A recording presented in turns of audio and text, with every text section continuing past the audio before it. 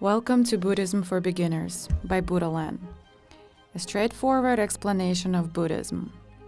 In this lecture, we will talk about who the Buddha is. Let's start. Who is the Buddha? If he is just a man, how can he help us? There are so many ways to describe who the Buddha is. Buddha is not a name, but a title. It is a Sanskrit word that means a person who is awake. We will first cover the historical figure.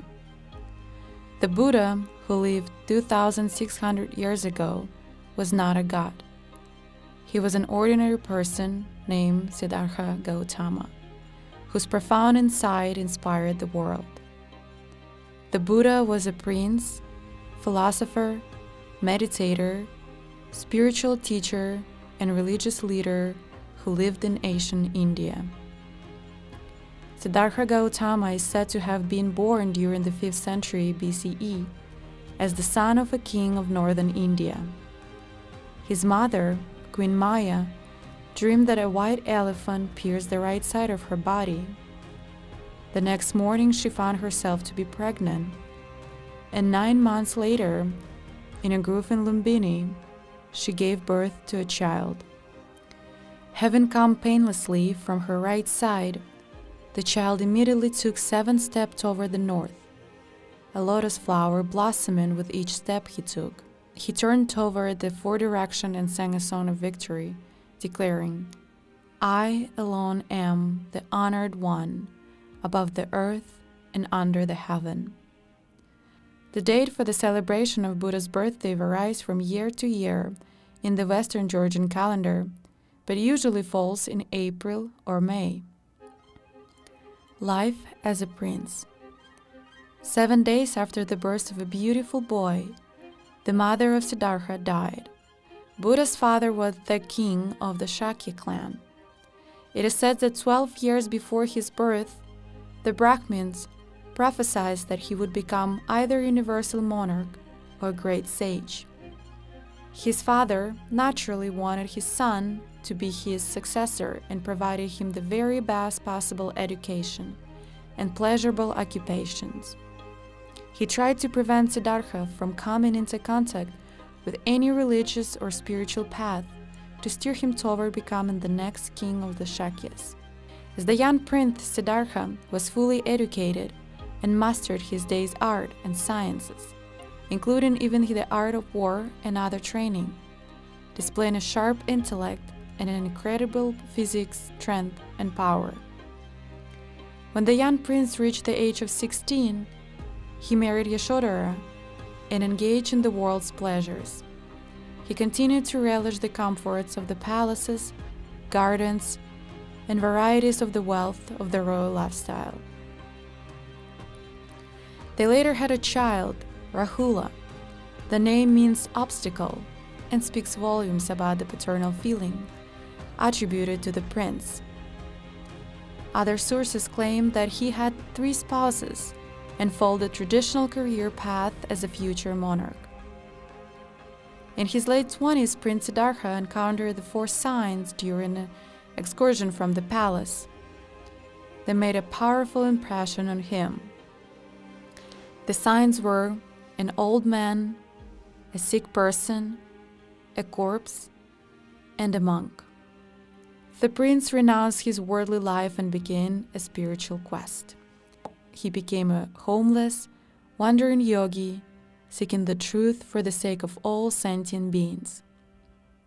He sought teacher and punished his body with ascetic practices such as extreme prolonged fasts.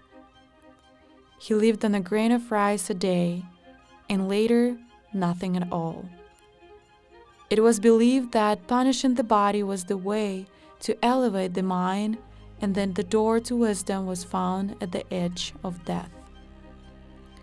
For 6 years, Siddhartha, alone with 5 companions, practiced austerities and concentration meditation. His body became so thin that his legs were like bamboo sticks. He looked like a living skeleton, all bones without any flesh. He suffered terrible pain and hunger, yet continued to meditate. Another way of torturing his body was to hold his breath for a long time until he felt violent pains in his ears, head, and whole body. He would then fall senseless to the ground. During the full moon and new moon, he went out into the forest or to a cemetery to meditate, wearing rags from graveyards and rubbish heaps. He became frightened at first, especially when wild animals came, but he never ran away.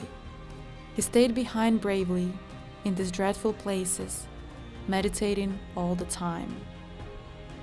For 6 long years he did these practices, and despite the tremendous pain and suffering, he didn't find wisdom or the answers to his questions. He came to know that this was not the correct way. His 5 companions left him after he decided to take more substantial food. Then Siddhartha entered a village in search of food. There, a woman offered him a dish of milk and a separate vessel of honey. In the evening, after the woman's lovely meal, Gautama went to Gaya and looked for a suitable place to sit down and meditate. He found a banyan tree and sat on its east side, the side that was believed to be stable and free from trembles and quakes. Having listened to all the teachers, he sat, studied all the sacred texts, and tried all the methods. Now there was nothing to rely on, no one to turn to, nowhere to go.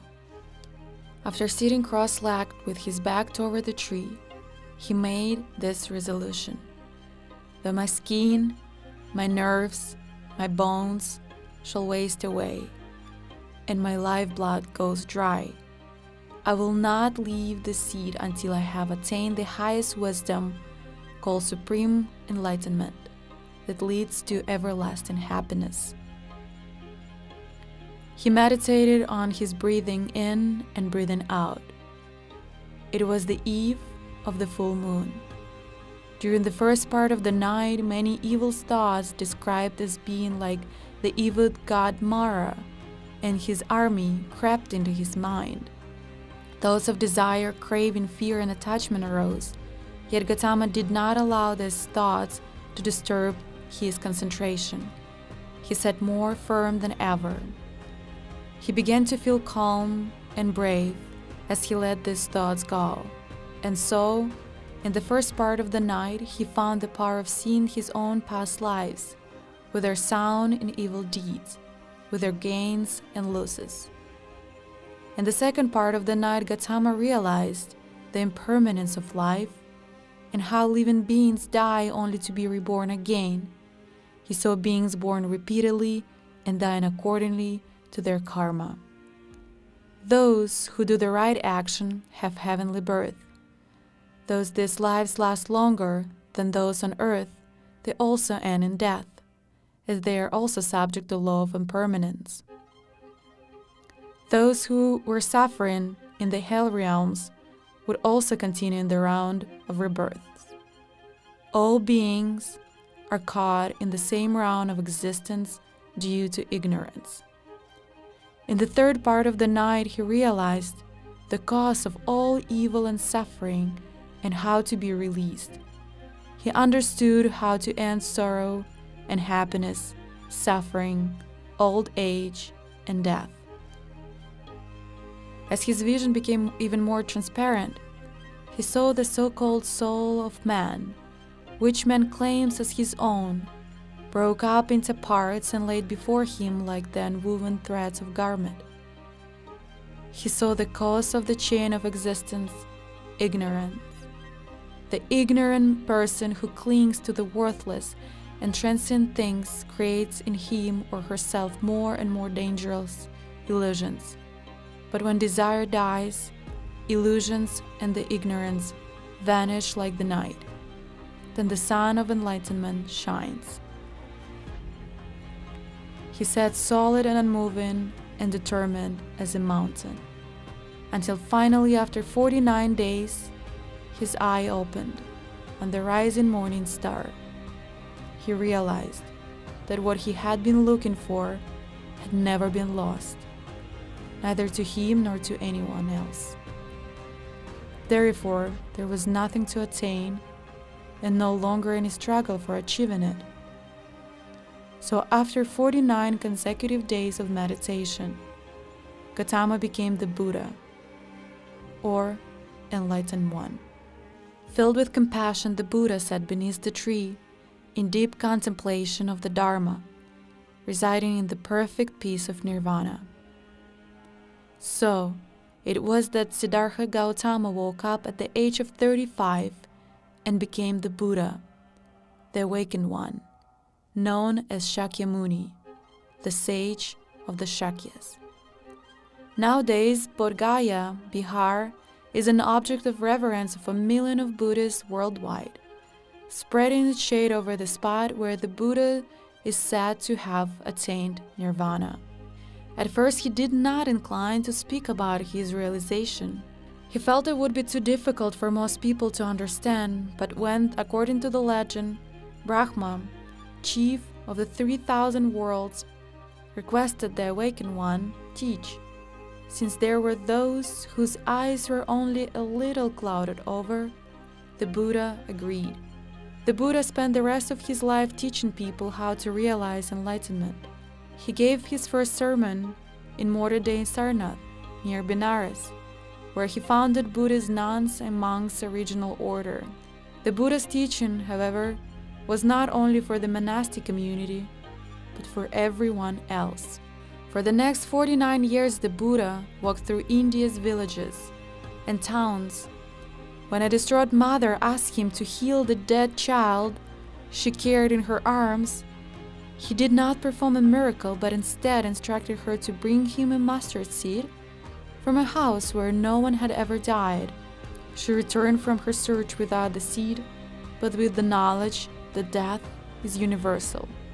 At the age of 80, the Buddha died in Kushinagar, located in the state of Uttar Pradesh in northern India, surrounded by a large group of his disciples. That event is known as parinirvana, a term that refers to the death of someone who has attained nirvana during their lifetime and will not be reborn again. They are freed from the cycle of birth and death and all the suffering that entails.